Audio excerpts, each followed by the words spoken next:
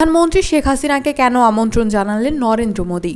ভারতের প্রধানমন্ত্রী নরেন্দ্র মোদীর মন্ত্রিপরিষদের শপথ অনুষ্ঠানে যোগ দেবেন প্রধানমন্ত্রী শেখ হাসিনা।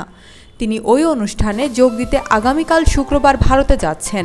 প্রধানমন্ত্রীর উপপ্রেস সচিব এম ইমরুল কায়েস আজ বৃহস্পতিবার সকালে গণমাধ্যমকে এ তথ্য নিশ্চিত করেছেন।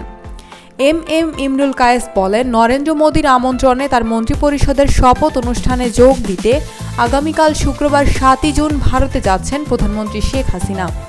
তৃতীয় মেয়াদে ভারতের প্রধানমন্ত্রী হিসেবে আগামী শনিবার শপথ নেবেন নরেন্দ্র মোদী।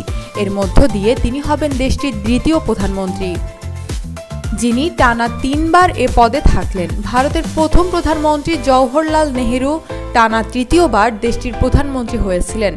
এর আগে গতকাল বুধবার বাসসের প্রতিবেদনে বলা হয়, ভারতের নতুন সরকারের শপথ অনুষ্ঠানে প্রধানমন্ত্রী শেখ হাসিনাকে আমন্ত্রণ জানিয়েছেন দেশটির প্রধানমন্ত্রী নরেন্দ্র মোদী। শেখ হাসিনা তার এই আমন্ত্রণ গ্রহণ করেছেন। বুধবার রাতে শেখ হাসিনাকে টেলিফোনে আলাপকালে আমন্ত্রণ জানান নরেন্দ্র মোদী। এ সময় টানা তৃতীয়বার এনডিএর বিজয়ে নরেন্দ্র মোদীর নেতৃত্বের প্রশংসা করে শেখ হাসিনা বলেন, নরেন্দ্র মোদী বলিষ্ঠ নেতৃত্বে এটা সম্ভব হয়েছে। বাংলাদেশ ও ভারতের মধ্যকার সুপ্রতিবেশী সুলভ সম্পর্কের কথা উল্লেখ করেন প্রধানমন্ত্রী শেখ হাসিনা।